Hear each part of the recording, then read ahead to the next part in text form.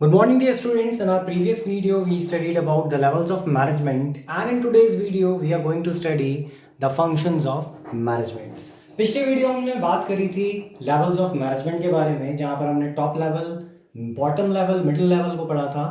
And now in today's video हम पढ़ेंगे functions of management के बारे में, जो क्लासिफाइड हैं through Henri Fayol as well as from Koontz ओडेनल.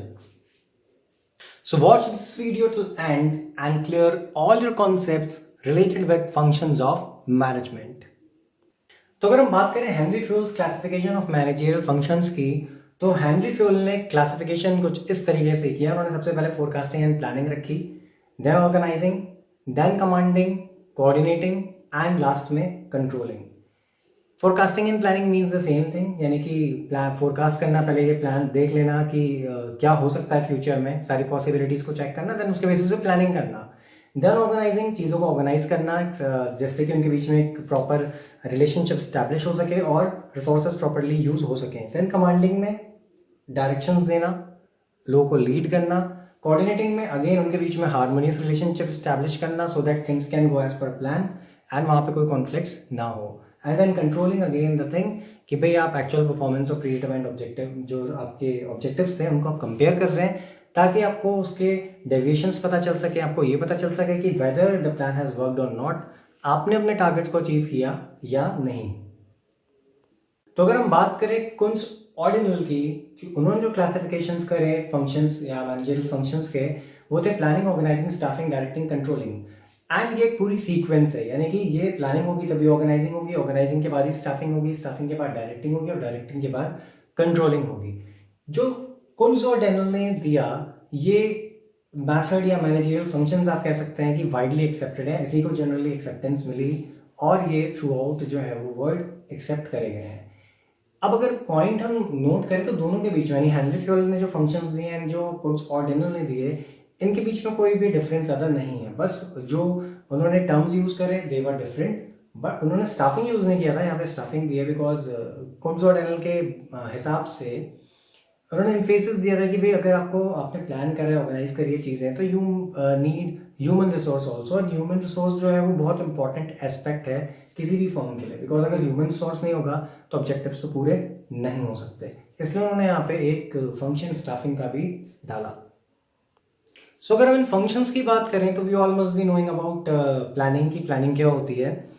Planning को अगर हम सिंपल वर्ड्स में डिफाइन करें तो हम कह सकते हैं कि it's a process of thinking in advance what to do and how to do things in future. यानी कि आप प्रेजेंट में सोच लेते हैं, एक प्रोसेस है जिसके थ्रू आप प्रेजेंट में सोचते हैं कि कैसे आप चीज़ों को करने वाले हैं फ्यूचर में और क्या करने वाले हैं. ये प्लानिंग है. तो एक फर्म भी जो होती है वो क्या करती है, it has to plan its objectives, यानी उन्होंने ऑब्जेक्टिव्स को सेट किया है, तो ऑब्जेक्टिव्स के बेसिस पे वो क्या करते हैं और प्लानिंग करते हैं कि उन ऑब्जेक्टिव्स को पूरा कैसे करना है, कौन कौन सा रिसोर्सेज की रिक्वायरमेंट होगी, कैसे ऑब्जेक्टिव को पूरा करेंगे, कहाँ से. सिंपल से एग्जांपल है, सपोज अगर हम कहीं पे पिकनिक के लिए भी जाना चाहते हैं तो हम क्या करते हैं, पूरी जगह को एक्सप्लोर करते हैं, उसके बारे में इंफॉर्मेशन एक्सेस करते हैं थ्रू इंटरनेट, या फिर हमारा कोई फैमिली फ्रेंड्स कोई भी गया होता है उसके थ्रू हम इन्फॉर्मेशन गैदर करते हैं. देन इन्फॉर्मेशन गैदर करके हम चीज़ों को फिर क्या करते हैं, अपने हिसाब से देखते हैं, प्लान करते हैं कि हम यहाँ जाएंगे, यहाँ जाएंगे, यहाँ जाएंगे. तो वो भी एक टाइप की प्लानिंग है, यानी कि आप क्या कर रहे हैं, एडवांस में सोच रहे हैं कि आपको क्या करना है. तो एक फर्म भी क्या करती है, they have number of objectives जिनको उन्हें अचीव करना होता है, तो अकॉर्डिंगली वो क्या करते हैं, डिसाइड करते हैं कि फ्यूचर में वो क्या करने वाले हैं, दैट इज प्लानिंग. अब अगर हम बात करें ऑर्गेनाइजिंग की, तो ऑर्गेनाइजिंग का मतलब सिंपल सा ये होता है, अगर हम उसको सिंपल वर्ड्स में डिफाइन करें तो हम क्या कहते हैं कि it's a process of establishing a relationship between physical input and the output of the firm. ये इसकी सिंपल सी डेफिनेशन है. लेकिन अगर हम आगे इसको फर्दर एक्सप्लोर करें और इसको जाके एक्सप्लेन करा जाए, तो ऑर्गेनाइजिंग का मतलब ये होता है कि कोई भी फर्म जब ऑब्जेक्टिव्स बनाती है, सपोज प्राइमरी स्टेज में जब प्लानिंग चल रही थी उन्होंने एक ऑब्जेक्टिव बना दिया, लेकिन वो ऑब्जेक्टिव पूरा करने के लिए आपको ह्यूमन रिसोर्स भी चाहिए, आपको मशीन्स भी चाहिए, आपको रॉ मटेरियल भी चाहिए, बहुत सारी चीज़ें चाहिए. तो ये सारी चीज़ें अरेंज, यानी उनको अरेंज करना, उनको प्रॉपर टाइम पे प्रॉपर वे में अवेलेबल करवाना जो है वो मैनेजमेंट का काम है.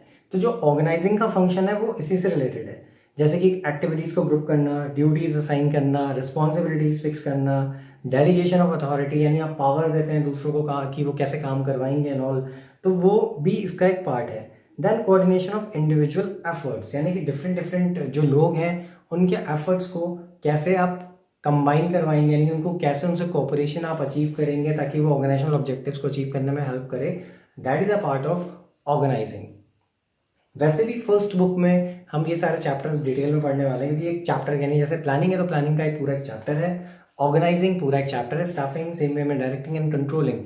सो वहाँ पर आप इसको और ज़्यादा बेटर तरीके से समझेंगे और ज़्यादा डिटेल्ड वे में आप इसको स्टडी करेंगे। Right now I am just giving you एक सेंट्रल आइडिया जिससे आपको पता रहे कि एक्चुअली इसमें है क्या या क्या होने वाला है इस पर्टिकुलर टॉपिक में या इस फंक्शन में।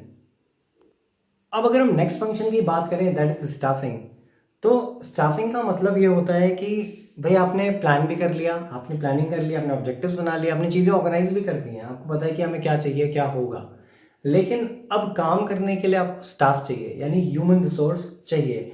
तो इसमें सिलेक्शन एंड ट्रेनिंग ऑफ जो ह्यूमन रिसोर्स होता है वो सबसे पहले तो assessment of man power requirement भी इसमें आता है कि आप सबसे पहले तो ये पता लगाएंगे कि आपकी जो फर्म है उसकी रिक्वायरमेंट क्या है, यानी किस टाइप के लोग उनको चाहिए, टेक्निकली साउंड चाहिए, अगर टेक्निकली साउंड लोग चाहिए तो किस पर्टिकुलर फील्ड में चाहिए, ये सारी चीज़ें स्टाफिंग का पार्ट है। उसके अलावा एम्प्लॉयज़ को ट्रेनिंग दिलवाना, उनके डेवलपमेंट को देखना, उनकी फैसिलिटी, उनको बेटर फैसिलिटीज़ मिल रही नहीं मिल रही, उनको प्रॉपर सैलरी मिल रही है नहीं मिल रही है, ये सारी चीज़ें जो है स्टाफिंग का काम होती है इंश्योर करना, और स्टाफिंग में ही ये फंक्शंस होते हैं related with human resource management.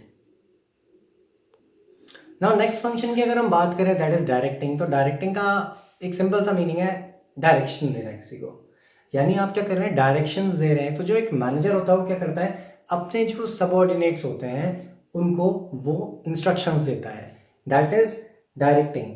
अब इस डायरेक्टिंग में वो ऑर्डर्स, इंस्ट्रक्शंस या उनको गाइड करना, उनको लीड करना, सुपरवाइज करना, ये सारी की सारी चीज़ें जो है वो डायरेक्टिंग का पार्ट है। इसमें इन्फ्लुएंस भी होता है, यानी कि जो मैनेजर होता है ही और she tries to influence the subordinates, यानी अपने जो जूनियर है उनको इन्फ्लुएंस करना ताकि वो वर्क करें।